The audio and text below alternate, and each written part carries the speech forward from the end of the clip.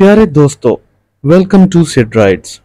उम्मीद करता हूं आप सब लोग खैरियत से होंगे और हमारी कहानियों को एंजॉय कर रहे होंगे। हमारी आज की कहानी मुझे एक ऐसे बुजुर्ग ने सुनाई थी जो अब इस दुनिया में नहीं रहे। उनका नाम जमील अहमद था और लोग उन्हें जीला जीला करके पुकारा करते थे। मेरी मुलाकात उनसे उस वक्त हुई थी जब उनकी उम्र तकरीबन 80 साल के लगभग थी। दरअसल वो मेरे एक दोस्त के दादा थे और हम अक्सर औकात उनसे पुराने जमाने की कहानियां और वाकयात सुना करते थे। एक दिन शाम की चाय के बाद उन्होंने मुझे एक ऐसी कहानी सुनाई जो मेरे लिए बहुत ही दिलचस्प और मिस्टीरियस थी। आइए तो ये कहानी आपको उन्हीं की जबानी सुनाते हैं। ये शायद 1942 की बात है, जब मैं अपनी गांव की गलियों में आवारा फिरा करता था। उन दिनों सिख, हिंदू और मुसलमान एक साथ ही रहा करते थे।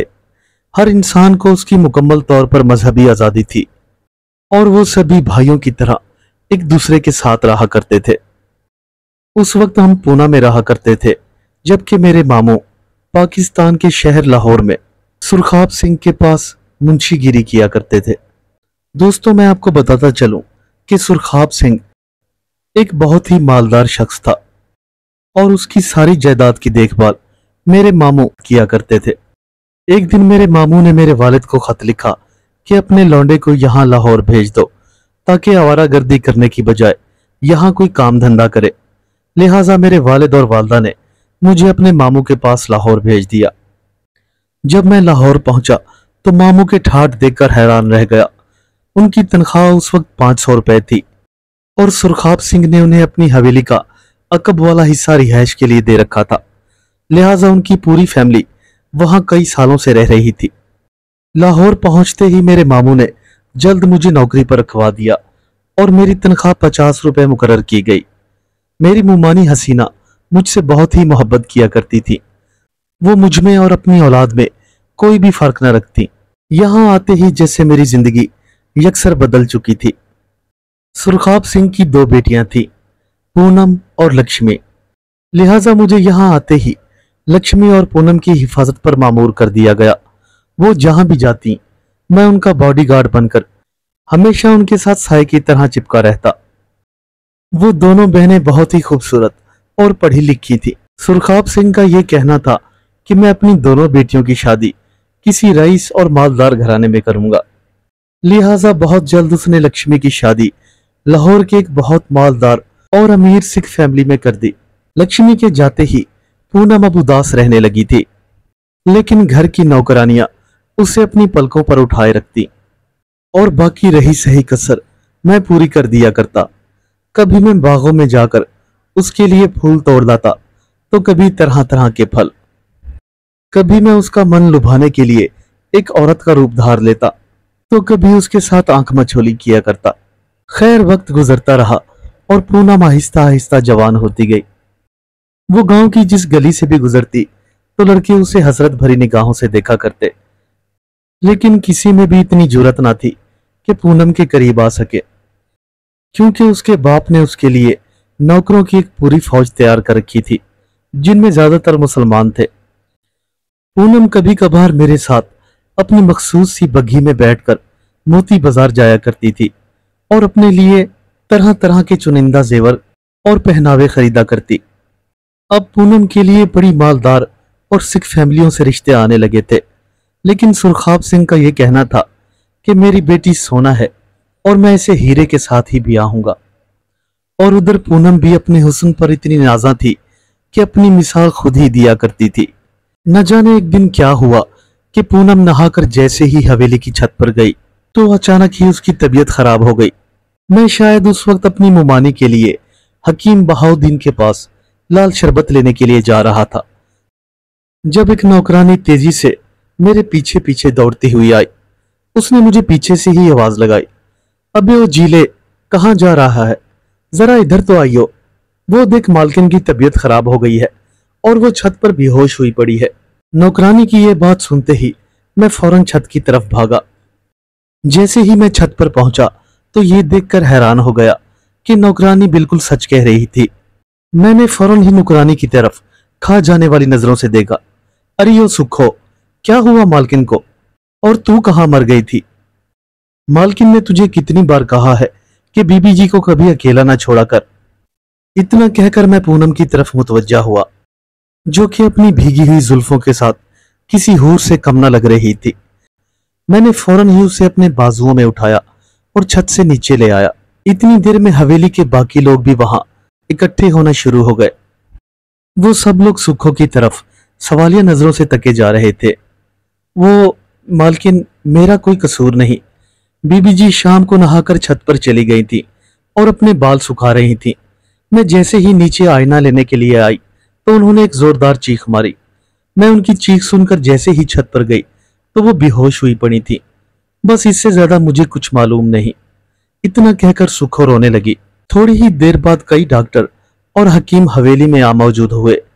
अब वो सारे बारी बारी पूनम की तशखीस कर रहे थे, लेकिन किसी को कुछ समझ ना आ रहा था। लिहाजा यही फैसला किया गया कि पूनम को जल्द से जल्द हॉस्पिटल एडमिट कराया जाए।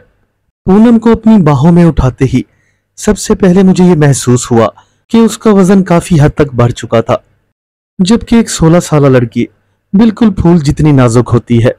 खैर, डॉक्टरों ने सुरखाब सिंह को तसल्ली दी कि पूनम बहुत जल्द ठीक हो जाएगी। सो पूनम को फौरन ही हॉस्पिटल एडमिट कर दिया गया। तकरीबन ये कोई दोपहर का वक्त था कि उसे होश आ गया, लेकिन देखने में उसकी हालत बिल्कुल भी नॉर्मल न लग रही थी। वो अपने बेड पर बैठी हुई आगे की तरफ हिलती जा रही थी, जैसे कोई बच्चा अपनी किताब को रट्टे लगा रहा हो। उसकी आंखें उस वक्त इतनी सुर्ख हो रही थी कि जैसे कोई लाल अंगारा हो, और उसके सर के बाल यूं बिखर चुके थे जैसे वो कोई सहराई मखलूक हो। पूनम की ये हालत देखकर सुरखाब सिंह और उसकी बीवी जारो जार रोए जा रहे थे, क्योंकि पूनम की हालत ठीक होने की बजाय मजीद बिगड़ती जा रही थी। अगले ही लम्हे उसके मुंह से एक मर्दाना आवाज बरामद हुई, छोड़ दो मुझे, जाने दो, मैं अपने महाराज के बगैर नहीं रह सकती।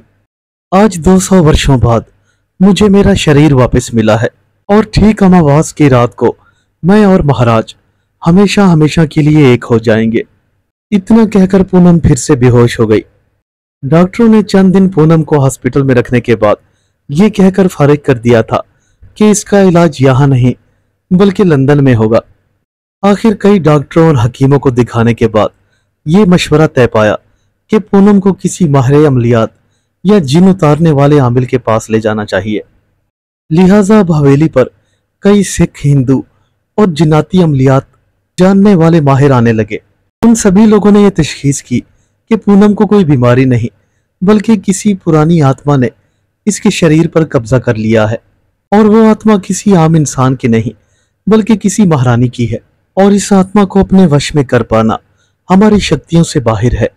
लिहाजा उन दिनों एक हिंदू आमिल सूरम सिंह रावलपिंडी के मजाफाती इलाकों में रहा करता था। उसके बारे में ये मशहूर था कि वो काले अमलियात का माहिर है, और उसके कब्जे में ऐसे ऐसे मौकलात हैं जो कि बड़े से बड़े जिन और आत्मा को पलक झपकते में ही या तो जलाकर भस्म कर देते हैं या जिस्म से निकाल बाहर करते हैं। अगले दिन ही सूरम सिंह अपने 2 चेलों समेत हवेली आन पहुंचा। उसे देखते ही पूनम की हालत एकदम से बिगड़ने लगी और वो जैसे गुराने लगी। सूरम सिंह ने अपने थैले में से एक डंडा निकाला और जोर से पूनम की कोहनी पर मारा। अबे बता, कौन है तू? सूरम सिंह के मुंह से यह बात सुनते ही पूनम जैसे आपे से बाहर हो गई। उसकी लाल और बड़ी बड़ी आंखें जैसे गुस्से से बाहर आने को तैयार थी। नहीं जाऊंगी, कभी नहीं जाऊंगी। ये मेरा शरीर है, सिर्फ मेरा, और अब मैं अपने महाराज के साथ इस पूरी दुनिया पर राज करूंगी। तू चाहे जो भी कर ले, मैं अपनी मौत का बदला जरूर लूंगी। जिंदगी में तो तुम लोगों ने मुझे अपने महाराज के करीब नहीं होने दिया, लेकिन अब की बार ऐसा नहीं होगा। मैं तुम सबको जलाकर भस्म कर दूंगी। इतना कहकर पूनम खूंखार अंदाज में जोर जोर से कह लगाने लगी। सूरम सिंह ने यह भी बताया कि आज से कई 100 साल पहले महाराजा रंजीत सिंह की एक बीवी पद्मिनी हुआ करती थी, जिसे जंग के दौरान किसी बादशाह ने कत्ल कर दिया था। लिहाजा ये आत्मा उसी की है, और वो कई सदियों से कोई ऐसा शरीर ढूंढ रही थी जो हूबहू उसके मुवाफिक और उसके जैसे ही दिखता हो। लिहाजा 200 साल बाद उसने पूनम के जिस्म पर कब्जा कर लिया था। सूरम सिंह ने बहुत पूजा पाठ करने के बाद एक तावीज पूनम के गले में डाल दिया और ये तंबीह की कि चाहे कुछ भी हो जाए पूनम इस तावीज को अपने गले से हरगिज ना निकालने पाए। खैर उस दिन के बाद पूनम की हालत संभलने लगी और वो आहिस्ता आहिस्ता ठीक हो गई। सुरखाब सिंह और उसकी बीवी ने मशवरा किया कि पूनम की जल्द अज जल्द शादी कर देनी चाहिए ताकि वो अपनी एक नई जिंदगी शुरू कर सके। लिहाजा चंद ही दिन बाद पूनम की शादी एक सरकारी अफसर से कर दी गई जो कि मजहब के लिहाज से एक सिख था। दिलजीत सिंह ने पूनम को दिल से कबूल किया था और वो एक निहायत ही शरीफ और रहमदिल इंसान था। वो पूनम को किसी रानी की तरह रखता था और उसका बहुत ख्याल करता। वक्त गुजरता रहा और देखते ही देखते पूनम के घर एक लड़का और लड़की हो गए। एक दिन मैं हवेली के इस्तेमाल का सौदा सल्फ लेके अभी हवेली में दाखिल ही हुआ था कि मैंने दिलजीत सिंह को गुस्से और बरहमगी के आलम में अपनी तरफ आता हुआ देखा। उसके सर से खून बह रहा था और वो गुस्से से जैसे पागल हो रहा था। वो आते ही जोर जोर से चिल्लाने लगा, सुरखाब सिंह कहाँ हो तुम? दिलजीत सिंह के बदले हुए तेवर देखकर हवेली का हर शख्स भौचक्का रह गया था। किसी ने भी कभी ये सपने में भी ना सोचा था कि वो ऐसा रवैया इख्तियार कर सकता है। इतने में सुरखाब सिंह भी वहां पर आ पहुंचा। क्या हुआ बेटा, तू इतने गुस्से में क्यों है? बैठ जा। लेकिन दिलजीत तो जैसे किसी की कोई बात सुनने को तैयार ही ना था। चल देख तेरी बेटी ने क्या किया है मेरे घर में। जब तुम लोगों को पता था तो वो मुसीबत मेरे गले क्यों डाली? मैं तो समझा था वो हमेशा हमेशा के लिए ठीक हो गई है, लेकिन मुझे क्या पता था कि वो हमारी जान लेने के दरपे हो जाएगी। अपनी बेटी का भी उसने बुरा हशर कर दिया है। उस रोज पहली बार उस हवेली में किसी ने सुरखाब सिंह की इतनी बेइज्जती की थी। वहां खड़े हुए मुलाजमों ने जैसे ही बढ़कर दिलजीत की इज्जत अफजाई करना चाही तो सुरखाब सिंह ने सबको अपने हाथ के इशारे से रोक दिया। वो बड़े प्यार से दिलजीत से मुखातिब हुआ था, बेटा आखिर बताओ तो सही क्या हुआ? क्या होना था? जो होना था वही हुआ, तू खुद चलकर देख ले। इसके बाद दिलजीत सिंह और सुरखाब सिंह हवेली से निकल गए। उनकी हवेली से निकलते ही हम तकरीबन 10 से 15 अफराद अपनी अपनी बग्गियों में सवार हुए और उनके पीछे पीछे चलने लगे। जब हम दिलजीत के घर पहुंचे तो पूनम वहां पहले से ही अपने बाल खोले फर्श पर बैठी हुई थी। उस पर फिर से उसी आत्मा ने कब्जा कर लिया था। लिहाजा फिर उस दिन सूरम सिंह को बुलाया गया। वो कई घंटों तक पूनम पर अपना मखसूस भजन पढ़ता रहा, लेकिन फिर भी पूनम पर कोई असर ना रहा। आखिरकार नाकाम होने के बाद सुरखाब सिंह के आदमियों ने उसे धक्के मारकर हवेली से बाहर निकाल दिया। आखिरकार थक हार कर कई रोज बाद एक मुसलमान आमिल को दिल्ली से बुलवाया गया। उसने कई रोज तक पूनम के जिस्म पर पढ़ाई की और आखिरकार उस आत्मा पर काबू पा लिया, लेकिन उसके मुताबिक वो आत्मा हर साल पूनम पर आया करेगी। खैर अब पूनम आहिस्ता आहिस्ता ठीक होने लगी थी, लेकिन दिलजीत सिंह उसे तलाक देकर हमेशा हमेशा के लिए जा चुका था। उसने पूनम को तलाक देकर अपने दोनों बच्चे भी उससे छीन लिए थे। इस वाकये का सुरखाब सिंह पर इतना गहरा असर हुआ कि वो हार्ट अटैक से मर गया और पूनम बेचारी अपने बच्चों की जुदाई में दर दर भटकने लगी। वो बेहाल और पागल सी हो गई थी। वो हवेली के बाहर चौक में अक्सर बैठा करती और आते जाते बच्चों को देखकर आंसू बहाया करती। न जाने उसकी हंसती बसती जिंदगी को किसकी नजर लग गई थी। एक रात पूनम की लाश गांव के पास एक नहर के करीब मिली। शायद अपने बच्चों से जुदाई का दुख वो सह ना पाई थी, या फिर पद्मनी की आत्मा उसे हमेशा हमेशा के लिए ले गई थी। उम्मीद करता हूं मेरे दोस्तों को आज की कहानी पसंद आई होगी। मिलते हैं कल एक नई कहानी के साथ। तब तक के लिए अल्लाह हाफिज।